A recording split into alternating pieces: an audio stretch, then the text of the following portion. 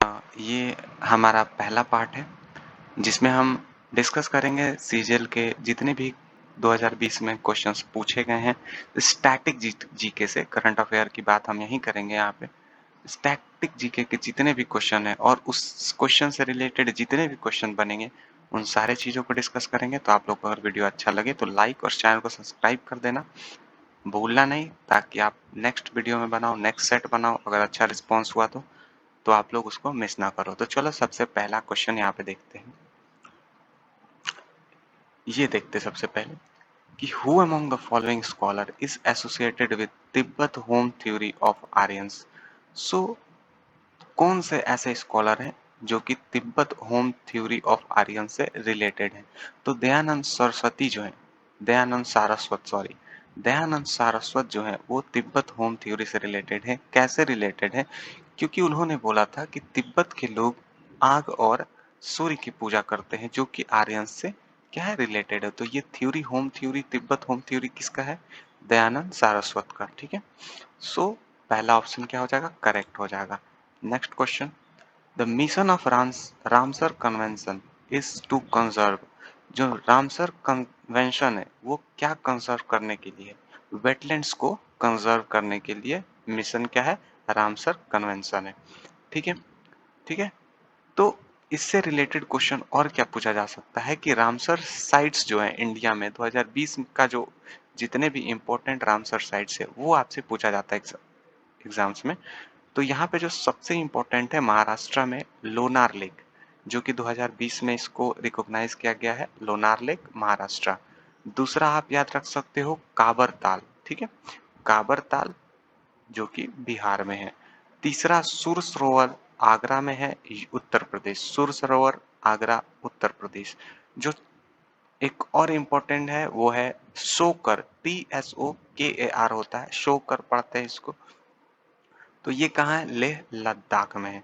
जो एक और है वो है सुंदरवन फॉरेस्ट, जो सबको पता है, ये कहाँ है? कोलकाता वेस्ट बंगाल। ओके, चलिए, तो ये किस चीज से रिलेटेड है रामसर कन्वेंशन? किस चीज को कंजर्व करने के लिए? वेटलैंड्स को। Next question, which of the following state does not share its boundary with Madhya Pradesh. तो मध्य प्रदेश का अगर आप ग्राफ देखोगे तो मध्य प्रदेश किस किस के साथ शेयर करता है? मध्य प्रदेश उड़ीसा के साथ शेयर नहीं करता है, क्योंकि उड़ीसा के पहले छत्तीसगढ़ आ जाता है। तो छत्तीसगढ़ के साथ शेयर करता है, उत्तर प्रदेश के साथ शेयर करता है, गुजरात के साथ शेयर करता है, राजस्थान के साथ शेयर करता है और महाराष्ट्र के साथ भी शेयर करता है। और छत्तीसगढ़ इस ऑप्शन में है। महाराष्ट्र और छत्तीसगढ़ एक्स्ट्रा दो स्टेट्स हैं जिसके साथ वो शेयर करता है। उड़ीसा के साथ शेयर नहीं करता है मध्य प्रदेश। ठीक है, तो next question, what is the velocity of sound in air. जो साउंड है एयर में उसका स्पीड कितना होता है? इसका मतलब ये होता है कि 20 डिग्री सेल्सियस पे जो साउंड होता है हवा में कितना तेज चलता है। नॉर्मली यही एक एक नॉर्मल पैरामीटर है 20 डिग्री सेल्सियस। तो आप 1235 किलोमीटर पर आवर ऑप्शन में हो सकता है, या फिर 343 मीटर पर सेकेंड भी हो सकता है। तो यहाँ पे 343 मीटर पर सेकेंड है, इसको हम लोग टिक कर देते हैं। तो क्या होगा? 343 मीटर पर सेकेंड। नेक्स्ट क्वेश्चन, ठीक है। तो यहाँ पे in the context of UN sustainable development goals which of the following pair is incorrect. कौन सा जो फॉलोइंग पेयर है वो इनकरेक्ट है? तो यूएन सस्टेनेबल डेवलपमेंट गोल्स कितने हैं? 17 गोल्स होते हैं, जो कि 10 आपको इंपॉर्टेंट याद रख लो, शुरू के 10 तो ज़्यादा अच्छे होते हैं, नहीं तो 17 आप याद रखना बहुत ही मुश्किल है। वैसे वैसे आप याद रख सकते हो 17 को, लेकिन क्वेश्चन हमेशा पूछा नहीं जाता है, तो 10 याद रख लो तो काफ़ी है। तो अगर 10 आपको याद होंगे तो उसमें जो पहला है वो क्या है? नो पॉवर्टी है, सही है। दूसरा जो है वो जीरो हंगर है, वो भी सही है। तीसरा क्वालिटी एजुकेशन नहीं होता है, चौथा क्वालिटी एजुकेशन होता है। तो ये ऑप्शन गलत हो गया, वैसे ही गलत हो गया। क्या पूछ रहा है कि कौन सा ऑप्शन इनकरेक्ट है? बाकी तीनों सही हो क्योंकि यही गलत है। तो आप 10 जाके 17 सस्टेनेबल गोल्स होता है, ये भी क्वेश्चन पूछ जाता है। आप जाके 10 याद कर लेना, UN sustainable development goals. Next question, with reference, ठीक है, इसमें से पूछ रहा है कि इसमें से कौन सा डांस किस स्टेट से करेक्ट पेयर है? कौन सा करेक्ट पेयर है? तो अगर आप करेक्ट पेयर का बात करो तो यक्षगाना कर्नाटका का होता है। यक्षगाना कहाँ का होता है? कर्नाटका का। लेकिन सतरिया कहाँ का होता है? सतरिया कहाँ का होता है? असम का होता है। बिहू असम का होता है। एक यहाँ पे तीसरा जो ऑप्शन है कर्नाटका कलरीपयट्टू।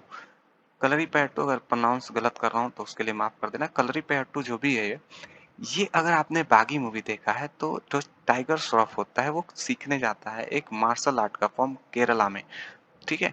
तो वो केरला में सीखने जाता है जिसमें उसे पोछा-वोछा लगवाया जाता है और मतलब कि लोग चलते हैं और वो नीचे पोछा लगाते रहता है और साफ करता है और वो उसका लास्ट में वो जो गुरु होते हैं उनके वो बोलते हैं कि तुम्हारी ट्रेनिंग तो कब से स्टार्ट हो गई थी।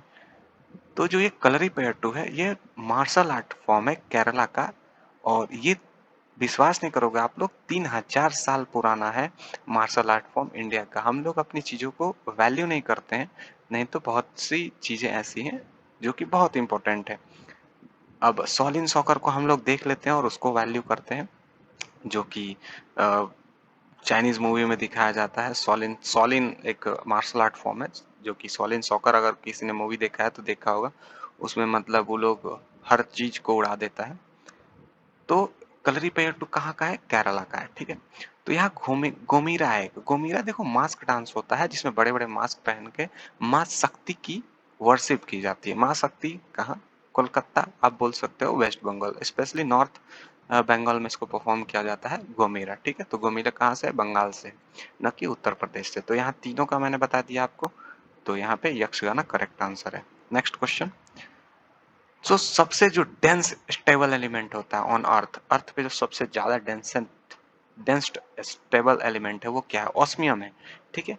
ऑस्मियम का जो एटॉमिक नंबर होता है वो क्या होता है? 76 होता है, ठीक है? और ये देखिए ये रोडियम है, रोडियम का क्या होता है एटॉमिक नंबर? 45 होता है और आर एच इसका सिंबल होता है। एल्युमिनियम एल्युमिनियम एल्युमिनियम का जो एटॉमिक नंबर होता है 13 होता है। टंगस्टन टंगस्टन आपको पता है क्या होता है? टंगस्टन का जो एटॉमिक नंबर होता है वो क्या होता है? 74 होता है एटॉमिक नंबर, ठीक है? तो यहाँ पे यार सारी चीजें क्लियर हो गई। ऑस्मियम का एटॉमिक नंबर क्या होता है? 76 और ओएस इसका सिंबल होता है। Next question. तो यहाँ पे जो आंसर होगा ऑस्मियम होगा। Next question. देखो यहाँ पे पूछ रहा है कि एक किस चीज को बिलोंग करता है, यानी कि उड़ान अगर आपने सुना है एक इनिशिएटिव है जो कि सिविल एविएशन मिनिस्टर का है। उड़ान उड़े देश का आम नागरिक। यहाँ यहाँ पे आपसे क्या पूछ रहा है? एक का क्या मतलब है? उड़ान में एक का क्या मतलब है? तो उड़े देश का आम नागरिक, तो यहाँ पे आम हो जाएगा, ठीक है? वो मैंगो नहीं, आम। आम मतलब जनरल पब्लिक। सो यहाँ पे आम हो जाएगा। Next. Which team won the Federation Foot Cup football tournament for the most number of times? तो यहाँ पे मोहन भगत एथलेटिक क्लब है जो कि सबसे ज्यादा नंबर ऑफ टाइम्स क्या जीता है? Football tournament. कौन सा? फेडरेशन कप फुटबॉल टूर्नामेंट, ठीक है? तो मोहन भगत एथलेटिक क्लब है। नेक्स्ट क्वेश्चन देखते हैं। नेक्स्ट क्वेश्चन आप देखोगे तो ये है how many carbons and hydrogens atoms are there in propane respectively. Propane जो गैस होता है, प्रोपेन गैस के बारे में आप लोगों को अगर नहीं पता है तो प्रोपेन जो हम लोग जो सिलेंडर यूज करते हैं घर में, ठीक है, उसमें क्या होता है? प्रोपेन होता है, यानी कि 90% उसमें प्रोपेन होता है। प्रोपलीन जो होता है 5% और remaining 5% butane and other gases होती हैं, ठीक है? तो प्रोपेन कहाँ यूज होता है? हमारे जो एलपीजी सिलेंडर्स होते हैं उसमें प्रोपेन 90% तक यूज होता है। तो कार्बन एंड हाइड्रोजन आइटम्स कितने होते हैं? 3 और 8 रिस्पेक्टिवली होते हैं। कार्बन 3 और हाइड्रोजन 8, ठीक है? तो करेक्ट आंसर 3 एंड 8 हो जाएगा यहाँ पे। Advocate general of the state, यहाँ पे बहुत सारे क्वेश्चन, बहुत सारे जो इंपॉर्टेंट क्वेश्चन है वो आपके क्लियर हो जाएंगे और रेगुलरली एग्जाम में पूछे जाते हैं, ऐसा नहीं है कि मैं ऐसे ही बताऊंगा। तो यहाँ पे advocate general of the state तो आसान है कि कौन अपॉइंट करता है? गवर्नर अपॉइंट करता है। लेकिन अब यहाँ पे हम लोग डिस्कस कर लेते हैं कि अगर मैं आपसे पूछ दूं advocate general of the state इसका जो आर्टिकल नंबर है, समझ रहे?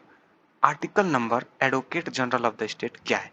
तो इसका आर्टिकल नंबर होता है 165, 75 नहीं 165 होता है advocate general of the state, ठीक है? 163 चीफ मिनिस्टर होता है, उसके बाद अदर प्रोविजंस होते हैं चीफ मिनिस्टर के, उसके बाद advocate general of the state होता है 165। 163 क्या होता है? Chief minister. President of India, बताइए प्रेसिडेंट ऑफ इंडिया का आर्टिकल नंबर क्या है? ठीक है, ये क्वेश्चन बहुत इंपॉर्टेंट है। ये क्वेश्चन मैं आप लोग पे छोड़ूंगा, ये तीनों मैं बता दे रहा हूँ। जैसे chief justice of high court 214 से क्या होता है, हाई कोर्ट स्टार्ट हो जाता है। तो chief justice of high court जो आर्टिकल नंबर है वो क्या है, 223 है। 214 से हाई कोर्ट स्टार्ट हो जाता है, ठीक है। 214 हाई कोर्ट है और appointment of chief justice of high court क्या है, 223 article number. Governor of the state, state का जो गवर्नर होता है वो आर्टिकल नंबर कौन सा है बताइए। आर्टिकल नंबर कौन सा है, 153, ठीक है। 163 chief minister, 153 governor of the state, ठीक है। और 1765 advocate general of the state होता है, ठीक है।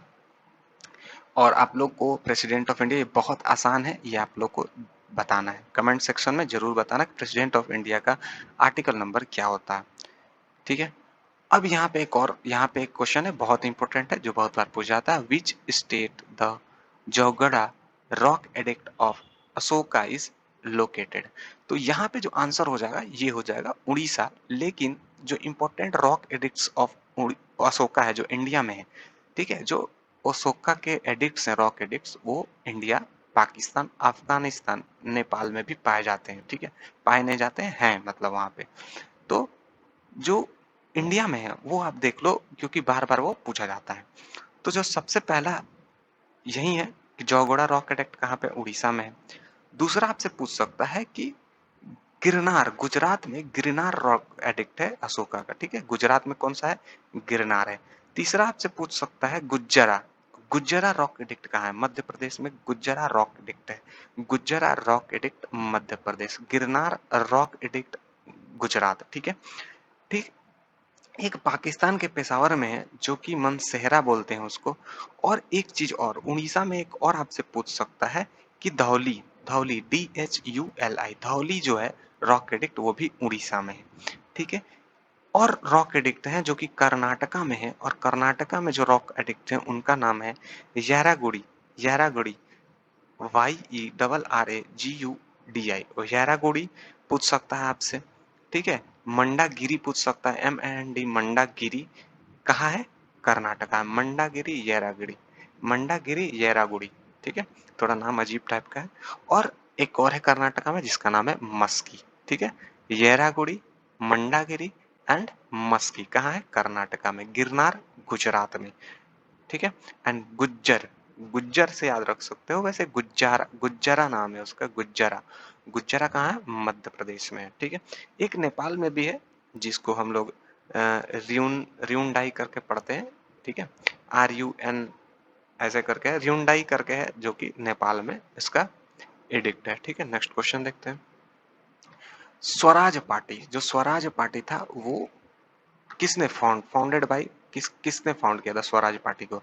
तो मोतीलाल नेहरू और चित्तरंजन दास ने 1923 में, एक बार कंफर्म कर लेना आप लोग, 1923 में स्वराज पार्टी का स्थापना किया था, 1 जनवरी को 1923 में, ठीक है।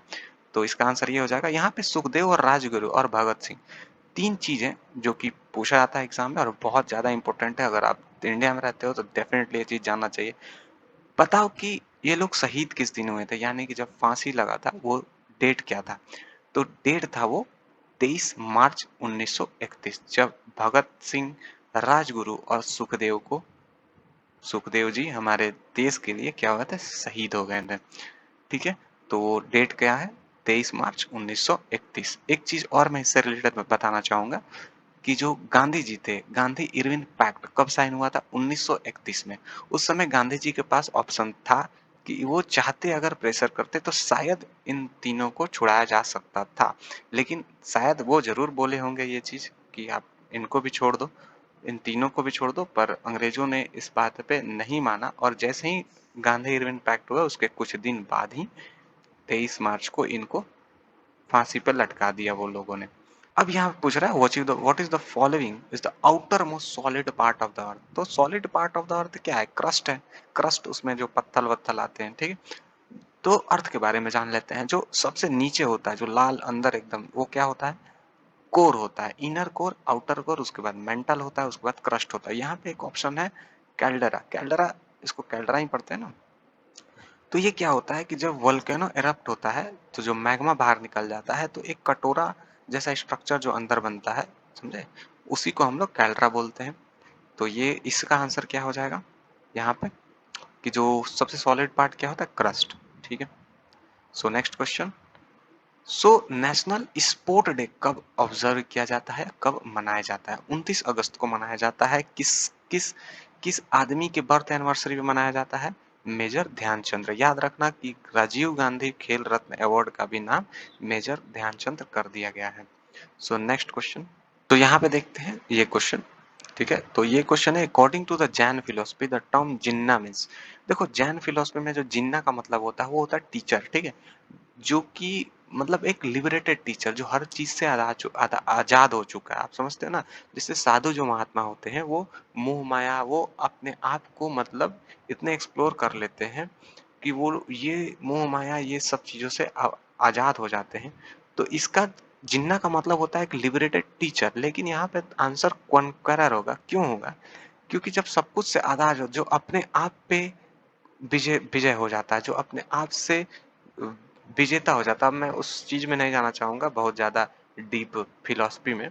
यानी कि जो अपने आप पे विजय पा लेता है, समझ रहे हो ना आप? कि जो अपने आप को जीत लेता है, अपने आप पे कंट्रोल जो पा लेता है, उसको द कॉन्करर भी बोल सकते हो और द लिबरेटेड टीचर होता है। आप सर्च करना जिन्ना का मतलब जैन फिलोसफी में, तो आपको क्या मिलेगा? लिबरेटेड टीचर या फिर द कॉन्करर। ठीक है, आप उसको द कॉन्करर ही बोल सकते हो, यानी जो खुद पे जिसका कंट्रोल हो जाता है, कॉन्करर, खुद को कॉन्कर कर लेता है। ठीक है, तो जिन्ना का मतलब द कॉन्करर हो जाएगा यहाँ पे, और द लिबरेटेड टीचर भी हो जाएगा, यानी कि गुरु। तो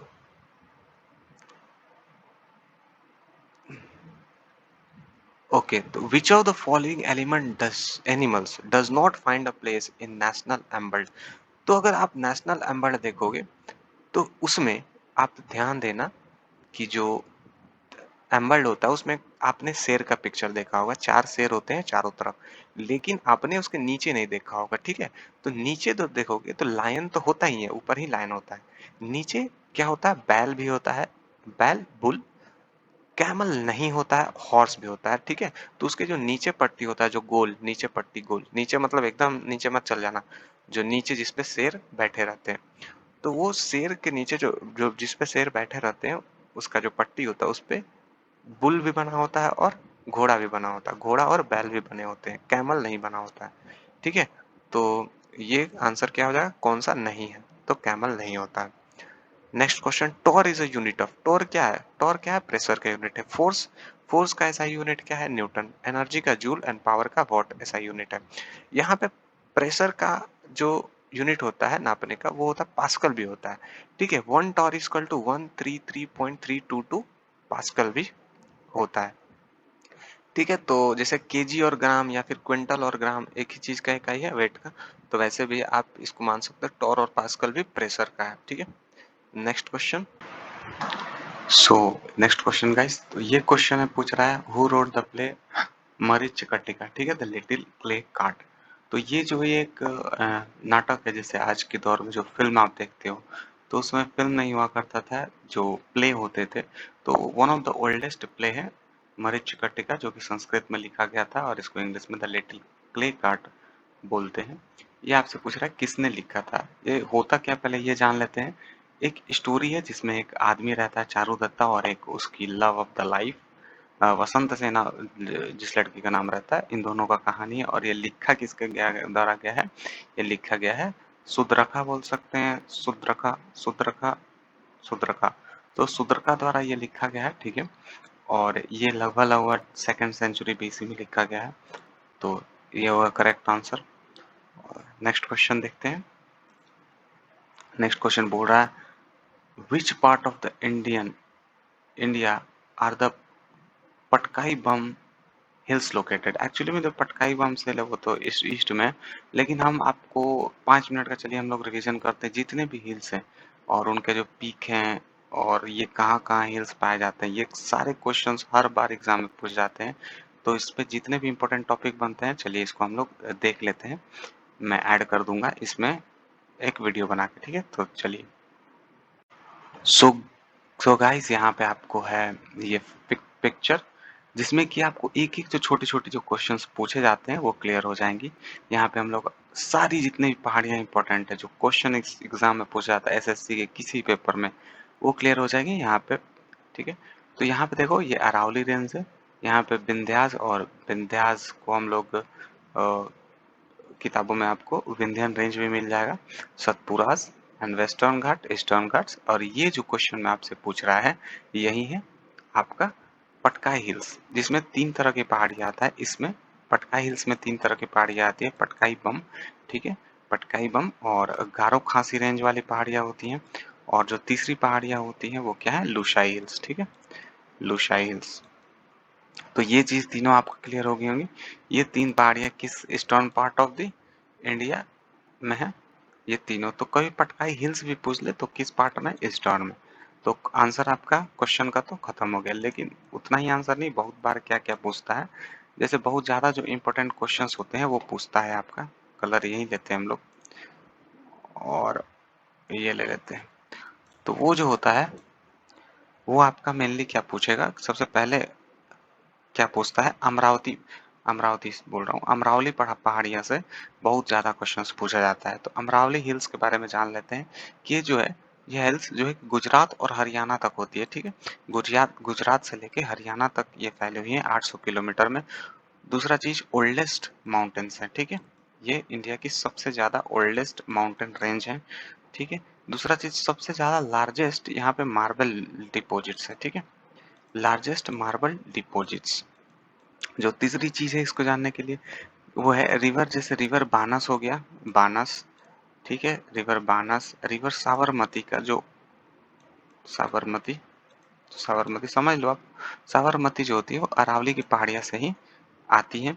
जो हाईएस्ट पीक है वो क्या है इसका, गुरु शिखर। किस चीज का, अरावली की पहाड़ियाँ का हाईएस्ट गुरु शिखर है।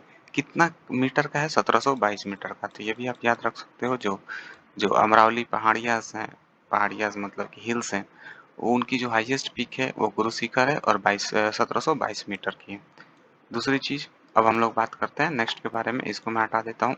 जो नेक्स्ट इम्पोर्टेंट चीज है वो आपसे पूछ जाता है वेस्टर्न घाट के बारे में।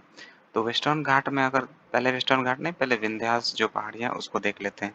तो फिर जो विंध्यन रेंज है, ये जितनी भी पहाड़ियाँ इसमें आती हैं वो लगभग लगभग गुजरात से लेके और बिहार तक है। और जो डिस्टेंस है, यानी कि पहाड़ियाँ जो दूरी है वो 1200 किलोमीटर में फैली हुई है, ठीक है। गुजरात से लेके कहाँ तक, बिहार तक, गुजरात से लेके बिहार तक। 3 इंपॉर्टेंट पहाड़ियाँ हैं विंध्यन रेंज में, वो है कैमूर की पहाड़ियाँ, जो क्वेश्चन आपसे पूछा जाता है बार बार। कैमूर की पहाड़ियाँ हैं, पन्ना है एक, ठीक है, पन्ना और रेवा, पन्ना और रेवा, पम्मा नहीं है, पन्ना है। पन्ना और कैमूर, पन्ना एंड रेवा, ये तीनों पहाड़ियाँ किस चीज की पार्ट है, विंध्यन रेंज की, ठीक है। तो विंध्यन रेंज से इतना चीज आपको दिमाग में रखना है। नेक्स्ट जो पूछा जाता है Satpura range, Satpura range, okay. Satpura range जो है वो आपको नीचे दिख रहा है, विंध्यन रेंज से थोड़ा सा छोटा है, ठीक है। जो मैकाल की पहाड़ियां होती हैं, मैकाल, मैकाल, मैकाल हिल्स, मैकाल हिल्स हो गई आपकी, महादई हिल्स हो गई, महादई हिल्स, ठीक है, महादई हिल्स, महादेव हिल्स या महादई हिल्स, महादेव हिल्स होता है क्या, महा हिल्स, जो भी होता है आप लोग इसको प्रोनाउंस कर लेना। और ये लगभग लगभग 900 किलोमीटर में फैली हुई है, लगभग लगभग। कौन सी, हम लोग सतपुरा की पहाड़ियाँ के बारे में बात कर रहे हैं, लगभग लगभग 900। और इसका जो हाईएस्ट पीक है सतपुरा की पहाड़ियाँ का, वो क्या है, हाईएस्ट पीक पंचमरही, पंचमरही, पंच पंचमरही, इसकी जो है हाईएस्ट पीक है, ठीक है।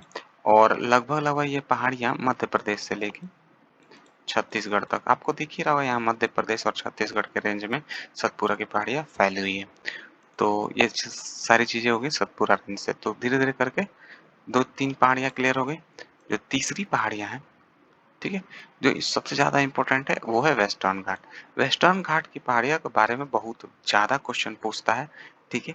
और वेस्टर्न घाट को हम लोग 3 पार्ट्स में डिवाइड करते हैं, ठीक है। वेस्टर्न घाट को हम लोग कितने पार्ट में डिवाइड करते हैं, 3 पार्ट में। सतपुरा पहाड़ियों से एक चीज और आप लोग जान लो कि यहाँ के जो रॉक्स होती हैं वो बक्साइट एंड गोंडवाना रॉक्स होती है। तो क्वेश्चन पूछता है ये भी कि जो rocks, bauxite, bauxite sorry, bauxite and Gondwana rocks किस पहाड़ियों पे आपको मिलता है। तो ये भी क्वेश्चन पूछता है, किस पहाड़ियों पे, सतपुरा पे। चलिए, तो वेस्टर्न घाट को हम लोग 3 पार्ट्स में डिवाइड करते हैं, ठीक है। वेस्टर्न पार्ट का जो होता है नॉर्दर्न होता है एक, और एक मिडिल सेक्शन होता है और सदर्न सेक्शन होता है। ठीक है, 3 सेक्शन होता है। जो सबसे पहले हम नॉर्दर्न के बारे में बात करते हैं। तो नॉर्दर्न के बारे में बात करोगे तो यहाँ पे सह्याद्री, देखो ये 6 स्टेट्स में फैली हुई है, 6 स्टेट और दमन दीव और 2 या 3 यूनियन टेरिटरी में ये फैली हुई है। 6 स्टेट एंड 2 या 3, ये जो स्टार्ट होती है गुजरात से स्टार्ट होती हैं और केरल तक जाती हैं। गुजरात से स्टार्ट होकर लगभग केरल तक जाती हैं, ठीक है, कन्याकुमारी तक। तो ये है आपकी पूरा वेस्टर्न घाट। और नॉर्दर्न पार्ट में क्या क्या आता है, सह्याद्री।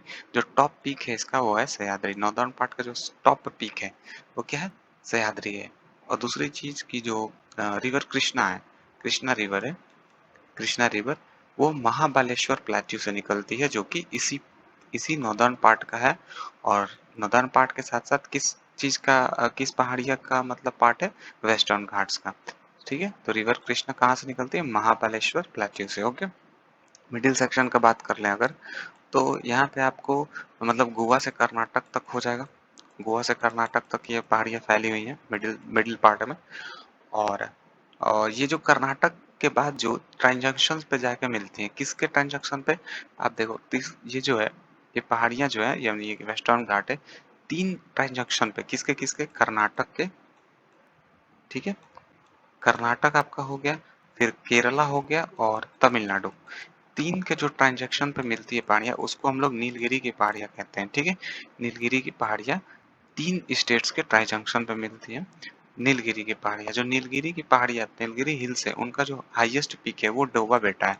डोबा बेटा, डोबा बेटा, बेटा से याद रखना, बेटा पुत्र, है ना, डोबा बेटा, ये हो जाता है नीलगिरी पहाड़ियों का हाईएस्ट पीक।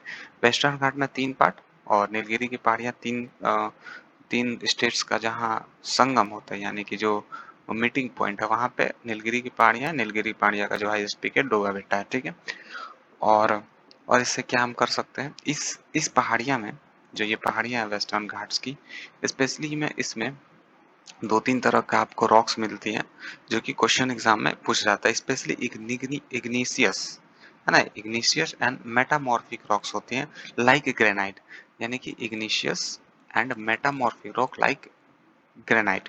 तो क्वेश्चन पूछता है बार बार कि इग्निशियस एंड मेटामॉर्फिक रॉक या फिर जो ग्रेनाइट टाइप की रॉक्स हैं वो कहाँ पे पाई जाती हैं। नेक्स्ट क्वेश्चन या नेक्स्ट और क्या क्या इसमें डिस्कस कर सकते हैं हम लोग, सदर्न पार्ट, यानी कि हाँ सदर्न पार्ट, ये वाला पार्ट।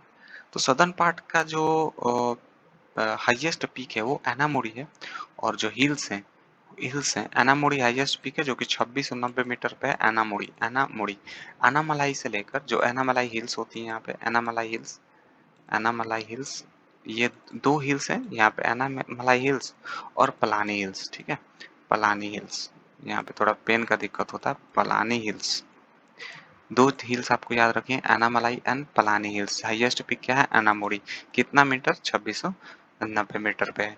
ठीक है, और एक चीज और इम्पोर्टेंट है जो कि बार बार पूछ जाता है कि पलक्कड़ गैप जो है, पलक्कड़ गैप, इसके बारे में पूछा जाता है। तो पलक्कड़ गैप वेस्टर्न घाट का सबसे बड़ा गैप है। यहाँ देखोगे तो ये गैप एक तरह का है जहाँ पहाड़ी ब्रेक करके बीच में एक जगह बनाती है, फिर पहाड़ी स्टार्ट हो जाती है। ठीक है, ठीक है, कैडामोम की पहाड़ियाँ यहाँ से स्टार्ट हो जाती है, कैडामोम हिल्स। तो जो गैप है वो वेस्टर्न घाट का सबसे लार्जेस्ट गैप जो है वो क्या है, पलक्कड़ गैप। तो पलक्कड़ गैप के बारे में पूछा जाता है आपसे, और ये पूछा जा सकता है कि किस हिल्स का पार्ट है, यानी कि किस वेस्टर्न घाट का, ईस्टर्न घाट का, अरावली का, किस चीज का पार्ट है पलक्कड़ गैप। ठीक है, और बस इतना ही है इसमें, और कुछ खास नहीं, इतना चीज। अब हाँ, अब ईस्टर्न घाट्स के बारे में डिस्कस कर लेते हैं। जो ईस्टर्न घाट्स हैं, वेस्टर्न घाट खत्म हो गया, ईस्टर्न घाट है वो लो रेंजिंग है, यानी कि जो पहाड़ियां है ना ज्यादा बड़ी नहीं है। वेस्टर्न घाट्स में क्या है, बहुत बड़ी बड़ी पहाड़ियां, लेकिन जो ईस्टर्न घाट है उसमें छोटी छोटी और डिसकंटिन्यूअस है। डिसकंटिन्यूअस का मतलब हो जाएगा कि छोटी छोटी तो पहाड़ियां हैं, साथ में रुक रुक के हैं, जैसे यहाँ से आया ऐसे हो गया, फिर यहाँ से आया, तो यहाँ से लेकर देखो रुक रुक के पहाड़ियां, यहाँ तक आपका रुक रुक के पहाड़ियां ईस्टर्न घाट्स में है। ठीक है, जो हाईएस्ट है अभी, अभी जो है हाईएस्ट पहाड़ी है वो मतलब इसका जो हाईएस्ट पीक है वो कहाँ है, महेंद्रगिरी में। वो कहाँ है, महेंद्रगिरी में। महेंद्रगिरी जो महेंद्रगिरी इसका पीक है, यानी कि हाईएस्ट जो पीक है ईस्टर्न घाट का वो क्या है?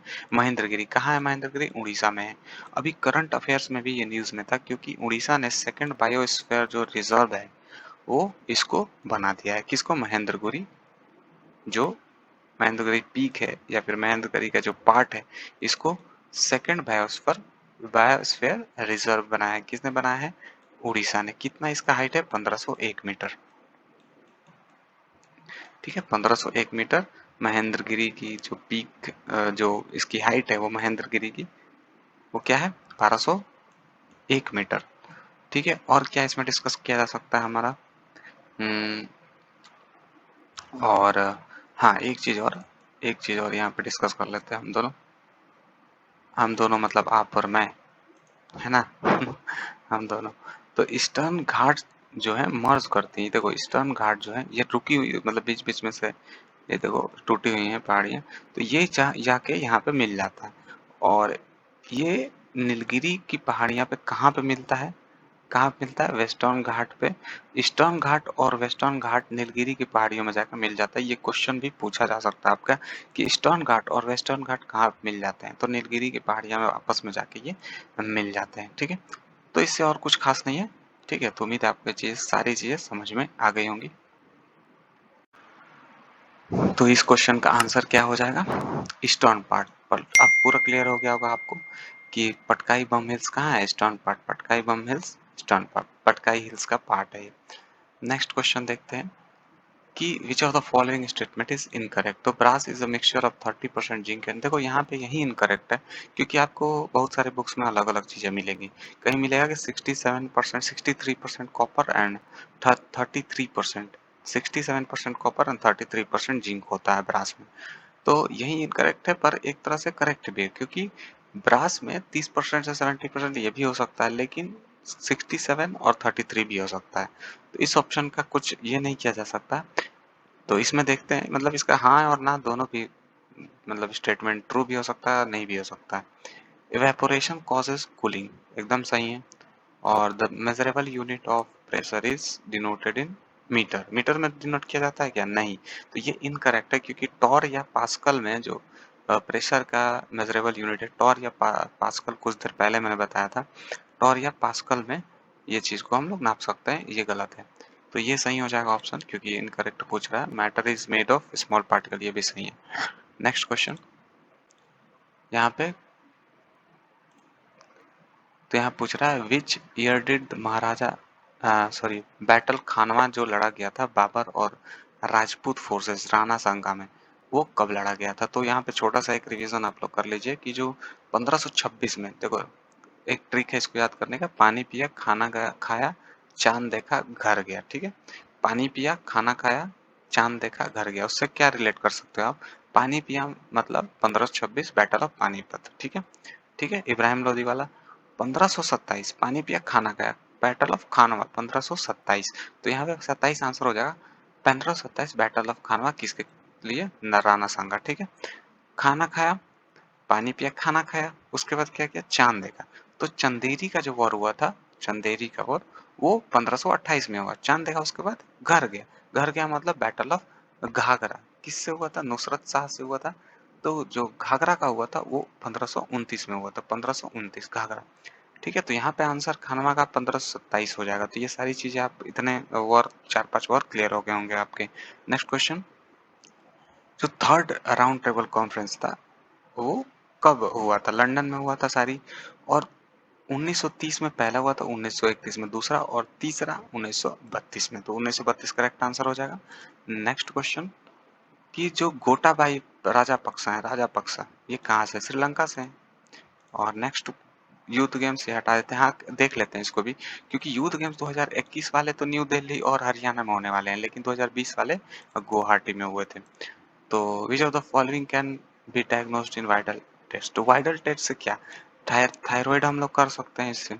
ठीक है, थायराइड फीवर जो है वो वाइडल टेस्ट से होता है। ठीक है, ट्यूबरकुलोसिस जो होता है वो नॉर्मल मतलब आपका जाके आप क्लिनिक में ब्लड टेस्ट और रिपोर्ट्स उसके भी होते हैं। कैंसर दो तरह का होता है, बोन मैरो ब्लड कैंसर में होता है और भी और जो मतलब जो जैसे नॉर्मल जो कैंसर होता है उसके लिए अलग अलग टेस्ट होते हैं, वो क्योंकि बहुत कैंसर बहुत तरह का होता है और उसके लिए टेस्ट भी अलग अलग होते हैं। स्पेशली बोन मैरो जो है वो ब्लड कैंसर के लिए होता है, बोन से आपका मतलब निकाला जाता है, बोन मैरो से ब्लड निकाल के उसको देखा जाता है। एड्स का भी आपका HIV का टेस्ट होता है, ठीक है। नेक्स्ट देख लेते हैं हम लोग क्या क्वेश्चन है। यहाँ पूछ रहा है कि which of the following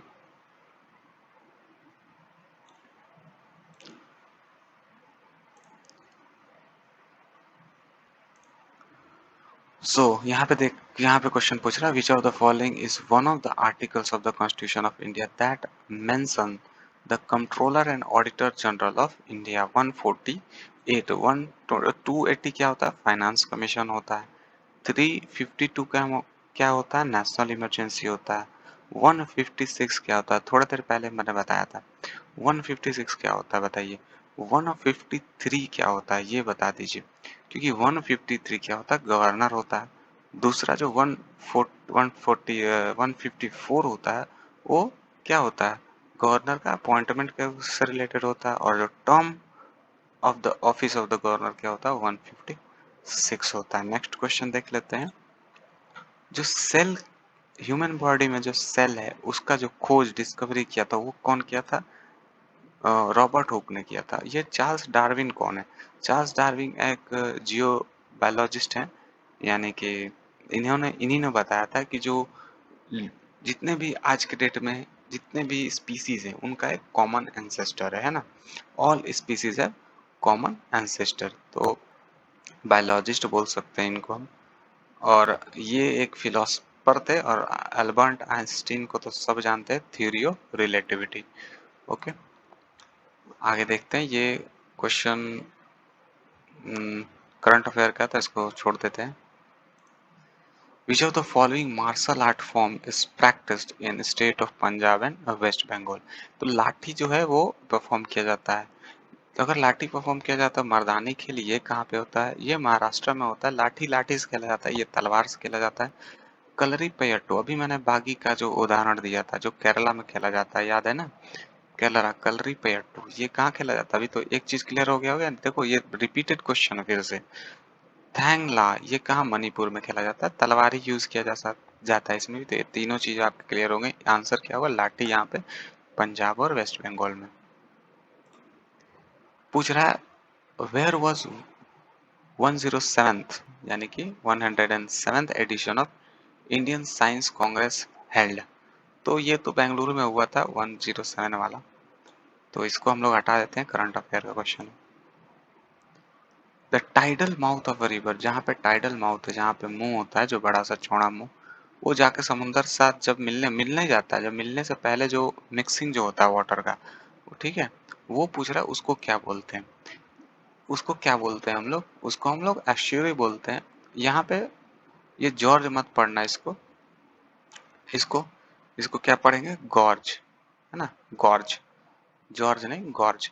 so gorge क्या होता है, ठीक है, गॉर्ज क्या होता है बता सकता है कोई भी, कमेंट बॉक्स में जरूर बताओ कि गॉर्ज क्या होता है, ठीक है। आर्कीपेलगो क्या होता है, आर्कीपेलगो जैसे छोटे छोटे आइलैंड्स है उनका समूह आर्कीपेलगो। फोल्ड होता है जैसे पत्थल है, ठीक है, पत्थल है वो टेढ़ा मेढ़ा हो जाता है पत्थल बहुत बार। एक देखो सीध कभी भी आप पत्थल देखोगे तो सीधा होता है, ऐसा मतलब कि पत्थल का जो लेयर होता है, जब आप काटते हैं हम लोग पत्थल तो लेयर सीधा होता है, लेकिन अगर वो लेयर ही ऐसे एकदम सेवई जैसा मुड़ा हो तो वो चीज दूसरा होता है, ठीक है। यहाँ पे गॉर्ज आप लोग को बताना है कमेंट बॉक्स में कि गॉर्ज क्या होता है, ठीक है। नेक्स्ट क्वेश्चन देख लेते हैं कि क्या है। यहाँ पे बोल रहा है कि situation where the expenditure of the government exceed its revenue, यानी कि रेवेन्यू ज़्यादा जब एक्सपेंडिचर हो जाता है तो उसको क्या बोलते हैं, तो डेफिसिट। यहाँ डेफिसिट से एक और मुझे याद आ रहा है, फिजिकल डेफिसिट क्या होता है, फिजिकल डेफिसिट किसको बोलते हैं, the difference between government expenditure and income. यहाँ एक्सपेंडिचर और इनकम का भी अलग डेफिनेशन हो सकता है, जो इकोनॉमिक्स आप पढ़ते हो तो एक्सपेंडिचर में क्या आएगा और इनकम में क्या आएगा वो खैर दूसरी बात हो गई। नॉर्मली पूछता है कि फिजिकल डेफिसिट क्या होता है आपसे, और यहाँ पे जो आंसर हो जाएगा वो डेफिसिट फाइनेंसिंग हो जाएगा, ठीक है। Which organisation launch the agriculture market, देखो ये 2016 में लॉन्च हुआ था, ठीक है, नीति आयोग ने किया था।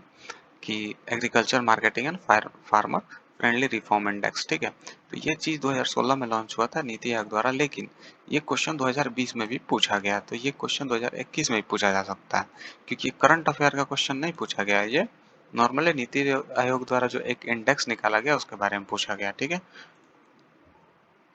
Who among the following was not associated with the revolt 1857? तो कुंवर सिंह थे, यहाँ अमर सिंह भी थे, जो लक्ष्मीबाई थी वो भी थी, बेगम हजरत महल भी थी, मंगल पांडे थे, जो कि उनको पता चला था कि सुअर का जो चर्बी यूज होता है और गाय का भी इसमें चर्बी यूज होता है कारतूस में, और उसको मुंह से छीलना था, और वो पांडे जी होके कैसे ऐसे कर सकते थे, तो उनका भी खून खौला था। यहाँ पे भगत सिंह नहीं थे, भगत सिंह तो पैदा भी नहीं लिए थे उस समय, 1907 में उसमें ये पैदा लिए, और 1931 23 मार्च को ये शहीद हो गए थे हमारे देश के लिए। शहीद देखो, ऐसे लोग कभी भी मरते नहीं है, हमारे दिल में हमेशा के लिए अमर हो जाते हैं। ये भगत सिंह उस दिन 1931 में अमर हो गए थे। ये आदमी कभी नहीं मर सकता, कभी मर ही नहीं सकता, ये मेरे और आपके दिल में रहता है हमेशा के लिए। तो चलिए नेक्स्ट क्वेश्चन देखते हैं। अच्छा, एक एक चीज इससे कि 1906 में एक, इस देखो इसको माना जाता है कि फर्स्ट रिवोल्ट, लेकिन एक्चुअली में आप अगर हिस्ट्री पढ़ोगे तो 1806 में म्यूटनी ऑफ वैल्योर वैलोर हुआ था। उस समय जो है वो था पहला रिवोल्ट। असल में पहला रिवोल्ट वो था जिस समय 1806 में 1806 में हुआ था वो। लेकिन नॉर्मली आप इसको मानते हैं क्योंकि ये बड़े स्केल पे था, लेकिन वो भी एक म्यूटनी था, ठीक है। तो आप लोग एक बार तो उसको भी देख लेना, म्यूटनी ऑफ वैलोर क्वेश्चन पूछता है कभी कभी एग्जाम्स में। Next question, which of the following was not, खैर ये क्वेश्चन हटाते हैं। यहाँ पे देखिए, which lake is world's only floating post office, दो क्वेश्चंस पूछता है, floating national park, floating post office. तो फ्लोटिंग नेशनल पार्क आपका लोकताक लेक पे हो जाएगा, और जो फ्लोटिंग पोस्ट ऑफिस है वो कहाँ हो जाएगा, डल लेक। कहाँ डल लेक है, Jammu Kashmir, Wular lake Jammu Kashmir, Chilika lake Orissa, Loktak lake Manipur. Loktak lake पे काबुल लमजमाओ नेशनल पार्क है, फ्लोटिंग नेशनल पार्क, ये भी याद रखना, बार बार क्वेश्चंस इससे पूछता है। तो ये चार पांच चीजें क्लियर हो गई आपकी। नेक्स्ट क्वेश्चन, ये हटा देते हैं इसको। Who among the following was known as Andhra Kesari, Andhra Kesari T Prakasam को जानते हैं क्योंकि वो आंध्र प्रदेश के पहले सीएम थे, ठीक है। इसलिए इनको हम लोग क्या बोलते हैं, आंध्र केसरी भी कहा जाता है, इनका अलग एक नाम है। नाम मतलब लोग प्यार से बोलते हैं, या फिर एक निक नेम जैसे बहुत लोगों का होता है वैसे आंध्र केसरी, ठीक है। पी प्रकाशम जैसे कि आयरन मैन। यहाँ पे Khan Abdul Gaffar Khan Nobel prize winner, ठीक है। बादशाह खान, बादशाह खान, बच्चा खान इन्हीं का नाम था। बादशाह खान, बच्चा खान, खान अब्दुल गफ्फार खान, फ्रंटियर गांधी, ठीक है। नोबेल प्राइज, नोबेल प्राइज मैं क्यों बोल रहा हूँ, भारत रत्न, भारत रत्न इनको मिला हुआ है, ठीक है। तो ये भी चीज याद रखना। महात्मा गांधी के बारे में तो सब कोई जानता है, चित्ररंजन दास, स्वराज पार्टी, स्वराज पार्टी है ना, स्वराज पार्टी इन्होंने कब किया था, 1923 में, आई थिंक 1923 में, यस 1923 में इन्होंने स्वराज पार्टी, और मोतीलाल नेहरू भी इनके साथ थे। तो चित्तरंजन दास उससे रिलेटेड है, स्वराज पार्टी से। Next, which of the following schedule of the constitution, ठीक है। फर्स्ट शेड्यूल में क्या आता है, जैसे कि नेम एंड यूनियन टेरिटरी का नाम और स्टेट्स नेम आता है। सेकेंड शेड्यूल में लैंग्वेज नहीं आता है, एट शेड्यूल में लैंग्वेज आता है, ठीक है।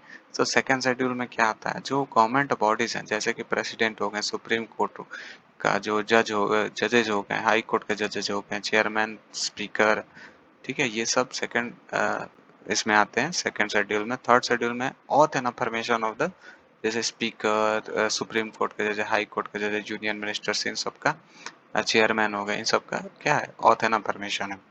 जो तीसरा आर्टिकल है, थर्ड आर्टिकल, जो मैंने बता दिया अभी, सेकंड आर्टिकल में गवर्नमेंट बॉडी, थर्ड आर्टिकल में ये। फोर्थ आर्टिकल एलोकेशन, सही है, allocation of seats. Fifth article में आपका होता है scheduled caste and scheduled tribe का एडमिनिस्ट्रेशन एरियाज का, ठीक है। जो छठा होता है उसमें जो एडमिनिस्ट्रेशन होता है वो आसाम हो गया, मिजोरम, मेघालय और त्रिपुरा का एडमिनिस्ट्रेशन होता है। सेवन जो आर्टिकल रिलेटेड है state, union and concurrent list से के बारे में प्रोविजन है सेवेंथ में। एट जो है शेड्यूल एट्थ, उसमें मैंने अभी बताया कि 22 ऑफिशियल लैंग्वेजेस हैं, तो लैंग्वेज से रिलेटेड है, official language of the India, okay. किस आर्टिकल है, आठ आर्टिकल, बहुत इंपॉर्टेंट, आठ आर्टिकल बोल रहा हूँ, आठ एट्थ शेड्यूल में है। Official language of the 22 languages of the India. Okay, यहाँ नाइन्थ शेड्यूल के बारे में बात कर लेते हैं। तो नाइन्थ शेड्यूल आपका है act of law reform, zamindari system वाला। और आप बोल सकते हो जैसे कि act and regulation of parliament with other matters. Okay, 9वां में। 10 में disqualification of a member of a parliament. 11वां में आपका पंचायत आ जाता है और 12वां में म्यूनिसिपैलिटी जाता है। तो यहाँ पर जो करेक्ट आंसर हो जाएगा सेकेंड शेड्यूल नहीं, 8th शेड्यूल में लैंग्वेज होता है।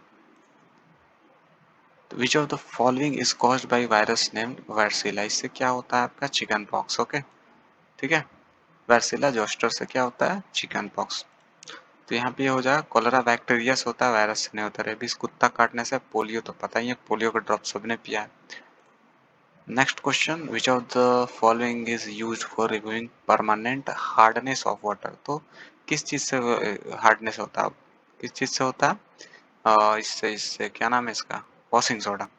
ठीक है, वॉशिंग सोडा से जो हार्डनेस ऑफ द वाटर है परमानेंट, इसको रिमूव किया जाता है। तो चलो, इसका जो नाम है, जो केमिकल नेम, वो क्या है, सोडियम कार्बोनेट है। ठीक है, फॉर्मूला मतलब इसका जो साइंटिफिक जो फॉर्मूला होता है वो क्या होता है, चीट कोड बोल सकते हो, कोड बोल सकते हो। तो उसको क्या बोलते हैं हम लोग, Na2CO2 10H2O। ठीक है, यहाँ पे लाइम लाइम है, यहाँ पे ब्लीचिंग पाउडर है और बेकिंग सोडा। इसका तो आप लोग बताओगे कि क्या होता है लाइम का। ठीक है, और लाइम का केमिकल नेम जो भी होता है इसका, आप लोग इसके बारे में कमेंट बॉक्स में बताओ। इसका क्या होता है, ब्लीचिंग पाउडर जो होता है इसका हम लोग कैल्शियम हाइपोक्लोराइड बोलते हैं, COCI2। और जो बेकिंग सोडा होता है कार्बोनेट। ठीक है, बेकिंग सोडा को क्या बोलते हैं हम लोग, सोडियम बाइकार्बोनेट ना, है ना। बेकिंग सोडा को सोडियम बाइकार्बोनेट ही बोलते हैं, है ना। एक बार कंफर्म आप लोग हो जाना, इसको देख लेना, सोडियम बाइकार्बोनेट NaSCO2 होता है इसका कोड, है ना। तो यहाँ तक था, और ये पहला सेट था। अगर अच्छा लगेगा, अगर आप लोगों को अच्छा लगेगा तो मैं और भी बनाऊंगा इससे, जितने भी इम्पोर्टेंट स्टैटिक जी के क्वेश्चंस हैं, और उसमें जितने क्वेश्चन के अंदर जो भी पूछे गए उस सब चीज़ को हम लोग डिस्कस करेंगे। तो अच्छा लगा तो वीडियो लाइक करो, चैनल को सब्सक्राइब करो, और नेक्स्ट वीडियो अगर अच्छा रिस्पॉन्स मिला तो ज़रूर लाऊंगा। ठीक है, तब तक के लिए अपना ख्याल रखो, एंड गॉड ब्लेस यू।